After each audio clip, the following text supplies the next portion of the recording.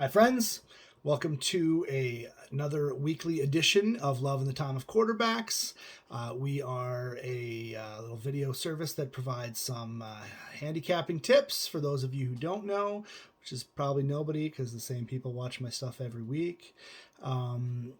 So last week we finished up 2.43 units. Pretty happy with that. Obviously, I was dead wrong about the Vikings, although they still had a chance, at least at the push with that Dalvin Cook fumble. Obviously, with my betting interests, I was pretty sure that he was down, or at least at the same time, which means he should be counted down. But it's impossible to reverse that. Luck is what it is. The teaser we provided was a laugher. I told you the Dolphins would win that game outright. Never in doubt. Never in doubt. I'm taking a lot of flack. People saying, "Oh, if not for the fumble," but the truth is, if not for the bogus roughing the passer call, they would never have even scored a touchdown, so it wouldn't have mattered. The Dolphins won. That's amazing. Makes me happy as a human being. The Vikings did not do what we asked them to do, and our teaser worked out pretty well. So we are currently up 2.43 units on the season. I have 5 plays this week. A lot of it is bounce back type stuff. So I'm just going to go right into it because my kid is cranky and I need to get him to his grandparents' house. So first of all, I have the Titans getting 6.5 against Seattle.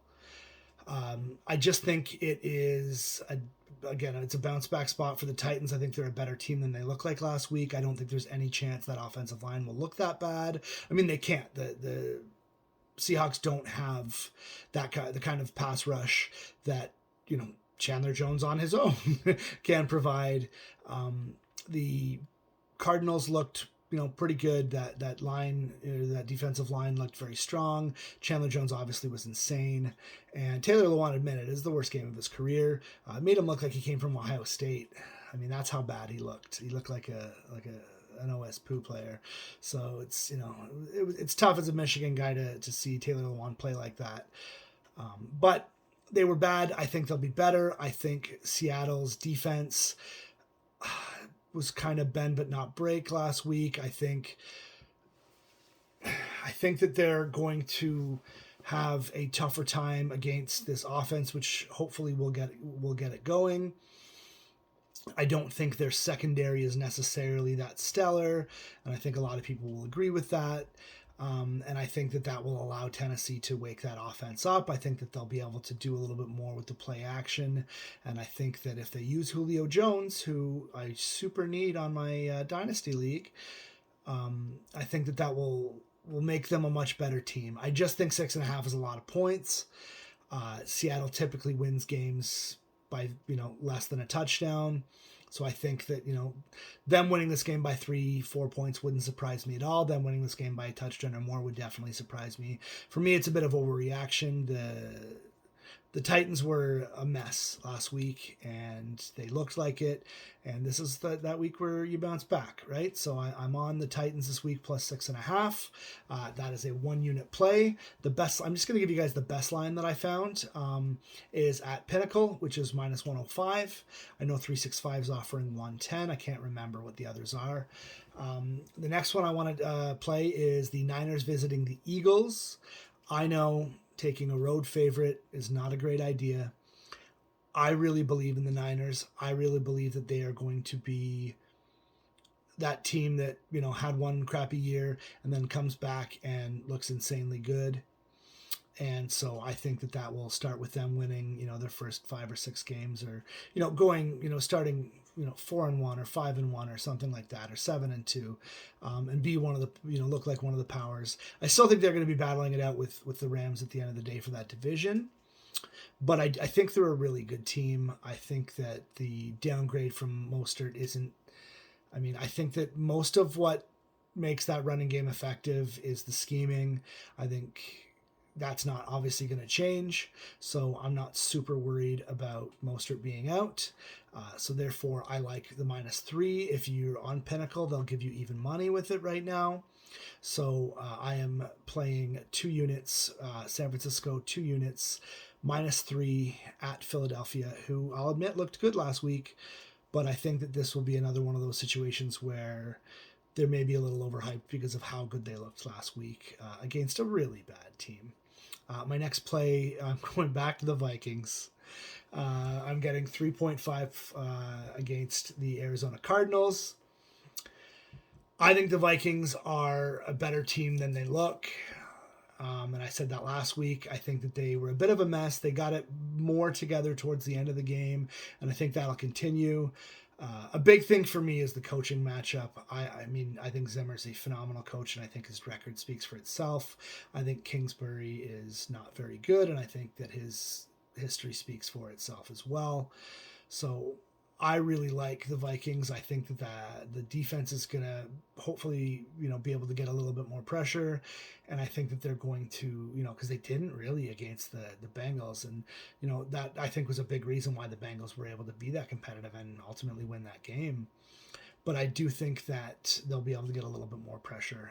And I think that Zimmer will have them better prepared. I think maybe they didn't take it seriously enough. I can't say, but they're a talented team, and I think that they'll have some opportunity here to right that wrong. I think there's a small chance they win the game. I'm not a huge believer in Arizona. I don't think they're bad. I think they're probably a 9-8 team, but they're in the toughest division in football, so I don't think they have a chance of making the playoffs.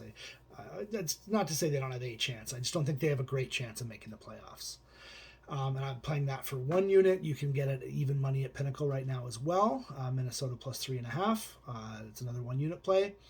And my biggest play of the week is the Buffalo Bills minus 3.5 at the Miami Dolphins. First of all, I would wait on this. I don't think it's going to 4. It might go back to 3. I got it at 3 and absolutely hammered it. If you follow me on Twitter, when I found it at 3, I hammered it, and I let everybody know to hammer it. I had Bills bets minus 3, minus 3.5, minus 6.5, and minus 9.5. The Bills are a matchup nightmare for Miami. Miami struggles against quarterbacks who can move. And defensively, the reason the Steelers did such a good job is because they played a tight zone and, didn't rush. I think they had one blitz. Miami's going to try all these exotic blitzes and stuff like that, I assume, because they don't typically change up their style. They also run a man coverage system. And both of those things play right into Josh Allen's hands. Josh Allen has traditionally feasted on the Miami Dolphins, and I have no reason to believe he won't do that again. I don't like it. It hurts my soul. I think the only chance Miami has is I know Milano's banged up, and I don't think he can cover Gesicki when he's healthy, but they like to put him one-on-one with the tight end.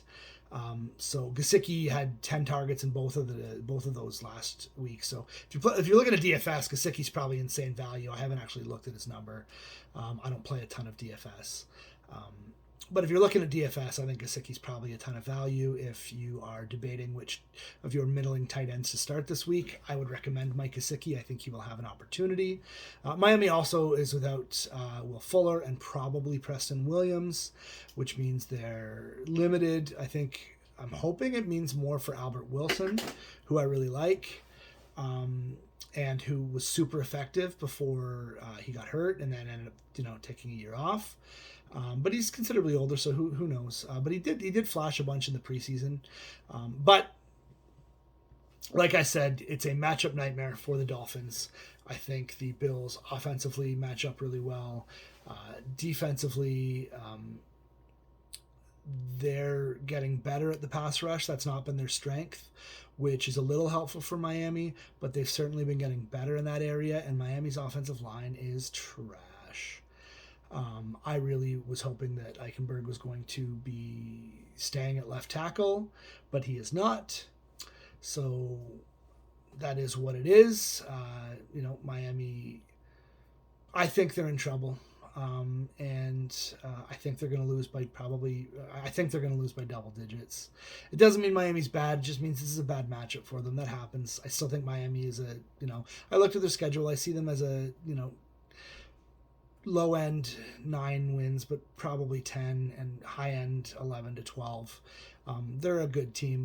They'll be a playoff competitor, but they're going to get waxed. So my official plays for this are Buffalo -3.5, but my recommendation is to wait and see if you get that 3 again. And I'm playing -3.5 for 2 units. I also am recommending a -6.5 bet, which gives you plus 1.35, plus 135 for 1 unit as well. So that's Buffalo -3.5 for 2. But again, don't lock that in right now. Wait and see if you can get a 3. And which, if it goes to 3, -6.5 will probably get you like plus 140 or 145. And yeah, so I like the -6.5 for 1 unit. And lastly is the teaser. I try to do one every week. So my teaser plays are the Pats, Panthers, and Packers. It's a 7-point teaser. I don't really like doing 7 points when the team's up by 6, but I wanted to get the Panthers to double digits, and I like the Pack down at 4.5, even though it only cuts through 2 key numbers. It doesn't get us through 3, which smarter people than me will tell me I shouldn't do, but I feel very good about this. The Pats will bounce back. They're a much better team than the Jets. The Jets are a bad team that has had some injury issues, so they're not, I think the Pats are going to smack them. The Panthers are playing New Orleans and at home. This is one of those games where, New Orleans D put them in a pretty good spot a lot of times, and Jameis just did what he needed to do. But I worry about, that second week hangover. If you'll remember last year, the Saints started out really strongly, smacking the Bucks, and then kind of had a letdown after that. I like the Panthers. I think that they're a decent, football, ball control team. I think that Darnold will be more successful in the system. I don't necessarily think they're going to win, but if you're going to give me 10 points, I'll definitely take that. And then the Packers, I almost bet the Packers -11.5. But there's just something about Aaron Rodgers looking like Jean Reno. All the Aaron Rodgers memes this week were phenomenal. It was just a great work by everybody. The Cadillac converter thing was really funny. I do think they're going to smack the Lions. I don't think the Lions are very good. Not that he's been efficient, but Jeff Okuda's out for the year.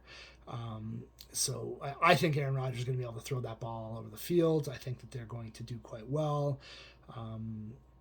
I worry a tiny bit about like a backdoor cover like the Lions did last week.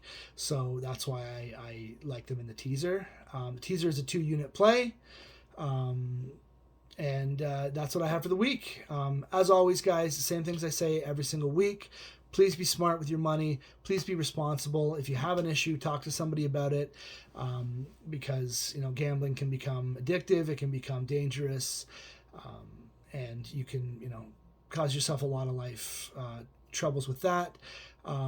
Otherwise, guys, thanks so much for following, for listening, for watching, and make sure you follow me on Twitter at CPT_handsome.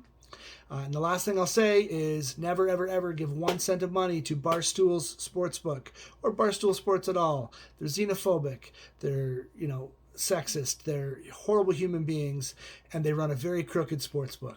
So, I know you think Portnoy is cool, and I know you think he's the everyman. Stay away from Barstool. They're crooked. They're crooks. There's too many real books out there that are actually, are honest. They're still all skewed to make money, but they're not crooks the way that Barstool is. Stay away from them. They're junk. Have a great day, guys.